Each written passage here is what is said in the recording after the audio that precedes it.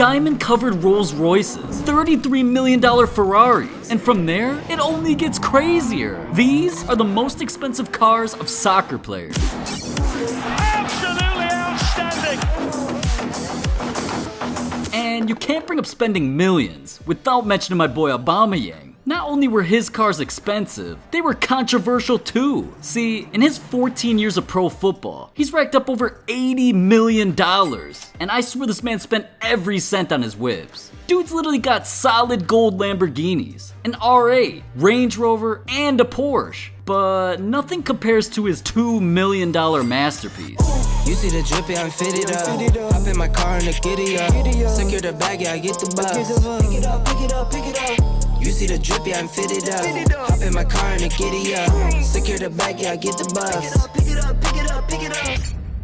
Dude's looking like he's living GTA in real life. This LaFerrari comes with a V12 engine, has a top speed of 220 miles per hour, and can go 0 to 124 faster than you can watch a TikTok. Now, personally, I thought the paint job was pretty crispy, but his fans, they were pissed. It's pretty known in the car community to keep a LaFerrari the traditional red. So when Aubameyang took to Instagram and posted his pearlescent chrome, got his ass roasted. People were saying things like, I didn't think ruining a LaFerrari was possible, and that it looked like a little kid picked his paint job. But Aubameyang responded exactly how you'd expect, saying, hate me or love me, we don't give a f. And he made sure to surprise his haters with something special. He got his $300,000 Lamborghini Huracan wrapped the exact same way. Then he let all the trolls know that to live like him, they'd need a cheat code. Now with a garage filled up like this, I didn't think you could top it. But then I found out, Neymar, he has cars that literally nobody else in the entire world can buy. Yeah, see, he makes around $100 million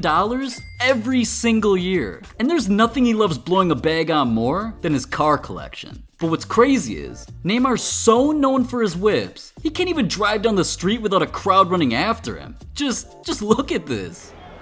People are literally about to get ran over just to take a picture of him. Ridiculous. So, you'd think Neymar would cop a car that would blend in or just Uber everywhere, right? Well, back in 2019, right after he signed a $200 million deal, he decided Audis, Ferraris, Bugattis, they just weren't flashy or expensive enough. He wanted something that nobody could buy. And that's when he found a $4.5 million supercar he couldn't live without. Yeah, they just wanna see me in the grave. Come out the law in the rave. Oh no, I can't wait. You can read what you sold in the day. I was down, I'm up. This thing looks like a damn spaceship. This Lamborghini Veneno has a V12 engine, can go 221 miles per hour, and there's only 5 of these in the entire world. So yeah, I mean, I'm sure he won't get recognized driving this down the street. But you wanna know what's crazier than that? It's not even the fastest car he owns. Later that year, Neymar decided it was necessary to spend a few more million because $4 million on a single car, it didn't dent his bank account enough, so he had to level up. I'm about to make him disappear. I don't wanna see no tears. This is only the beginning. Losing is my only fear. Take some time away from my peers.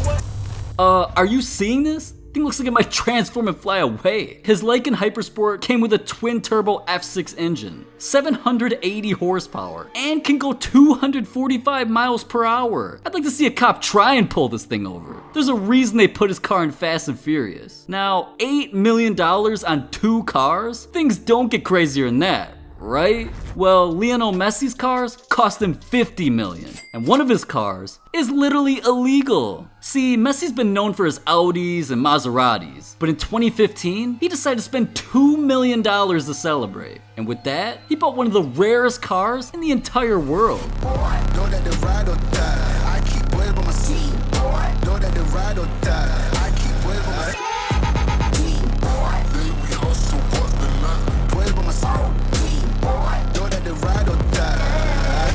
Now, I don't know what it is about these soccer players, man, but I feel like they played a little too much Need for Speed growing up. They're getting cars straight out of a video game. Messi's Pagani Roadster has a V12 engine, 6-speed transmission, and can go 208 miles per hour. That's literally fast enough for a plane to take off. Now, I don't know what Messi's running from, but I don't want to find out. Now, as happy as Messi was when he bought it, as soon as he drove it off the lot, cops pulled him over for not dropping a like and subscribing to the channel. Yeah, you will literally get arrested if you don't subscribe. So what are you doing? But they also told him his car's so dangerous, it's not even allowed on the road. Yeah, I just hope he can get his money back. Otherwise, he spent $2 million for nothing. But do the math. He's still got $48 million of whips in his garage. And more than half of that was on a single car. See, back in 2016, Messi got an anonymous tip that the owner of his dream car was finally selling it. So he dropped everything, raced to his private jet, and flew to the car's auction in Paris. But there was one huge problem. Cristiano Ronaldo. See, before Messi's plane landed, Ronaldo offered millions to the dealer to buy the car himself, just so he could pull up to El Clasico in Messi's dream car. I guess the rivalry on the field just wasn't enough. But the auction house knew Messi was on his way and wanted to give him a shot at making a better offer. So when Messi showed up, the two battled it out, made their bids, and things got pretty heated. Neither of them were trying to leave without this car, but eventually, the price got a little out of Ronaldo's budget, and for the first time in his career, he accepted defeat. That day, Messi became a champion again, but this time, the trophy cost him $33 million. Yeah, all that for a 1957 Ferrari Spider. And if you ask me, I would have just spent a couple $100K on a new Ferrari, but I guess there's a reason he's the pro athlete and I'm making YouTube videos. Now, Ronaldo didn't let the defeat get to him. After all, he's already got over $22 million in cars. I'm talking he's got so many, he literally lost count. How many cars do you have right now? I don't know. Yeah. Hold up. You mean to tell me he doesn't even know what's in his garage? Ridiculous. Now what's crazy is, half the money he spent was on his Bugatti collection. Back in my day, people collected baseball cards. This dude collects $1 million cars and forgets about them. What? See, in 2016, he spent $2 million to go 253 miles an hour in his all-black Bugatti Veyron. And just a year later, he spent another $3 million on a silver and black Bugatti Chiron. This time, with customized CR7 headrests on the seats, his logo on the left-hand side, and Ronaldo got so much attention for buying this, the company wanted him to become the face of their brand. Now, with Ronaldo already copping 2 Bugattis, is it really a surprise that in 2020, when Bugatti released their rarest car yet, Ronaldo was first in line? Yeah, he decided there was no way he could live with himself if he didn't spend $12 million on this.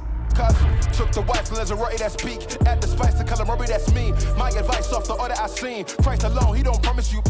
Don't say that. You know that man don't pay that. Trying to stunt in your rentals. I too wanna cry at him. Man, I thought my Toyota Camry was fast. Ronaldo's not playing. His all-white Bugatti Cento Dieci came with an 8-liter W16 engine and can go 236 miles per hour. Not to mention, there's only 10 of this car in the entire world. Now, even though Ronaldo spent $17 million just on Bugattis, he spent even more millions on cars for a rainy day. Back in 2019, after winning the Serie A championship, Ronaldo wanted to spend some millions to celebrate. And that's when he spent over $900,000 on a limited edition McLaren Senna. It came with a twin-turbo V8 engine and was designed to look like a shark. So, just like Ronaldo always does, as soon as he bought it, he had to flex it to his 200 million followers on Instagram. Now, what's crazy is, Ronaldo only meant to flex the McLaren. He didn't even realize that 2 of his $400,000 Rolls Royces would pop up in the frame. But yeah, Ronaldo's also a big fan of those cars as well. He's been spotted in an all-white Rolls Royce Cullinan and another all-white Phantom. So he's not always in cars that can go 5 times the speed limit. But speaking of cars that go over 200 miles an hour, what would a car collection be without a couple Lamborghinis? And as you could have guessed, those are some of Ronaldo's favorites. He spent over $300,000 twice on Lamborghini Aventadors. One all white and another all black. But this car might be something he regrets. I think from now on Ronaldo should just Uber, man. This dude's crashed Lamborghinis, Paganis. It's costed him millions. But worst of all, one accident nearly ended his career.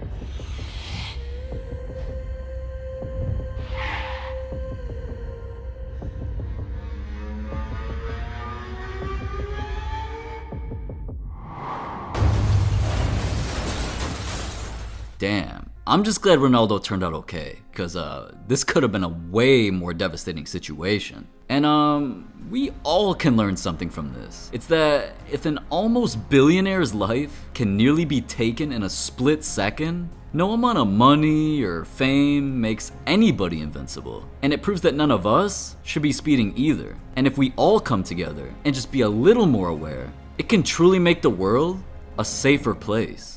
And there's also one soccer player who not only learned from Ronaldo's mistakes, but from his own as well. See, David Beckham was an all-time great player, so it's no surprise he had a garage filled with Ferraris, Lambos, Porsches, and McLarens. But because of a speeding incident in 2018, Beckham vowed to not only change his ways, but to change the world. See, Beckham was caught whipping a Bentley 59-40, which doesn't seem like that big of a deal. But this wasn't his first incident. So when police officers caught him this time, they didn't take the situation lightly. I mean, they literally wanted to take away his license for good.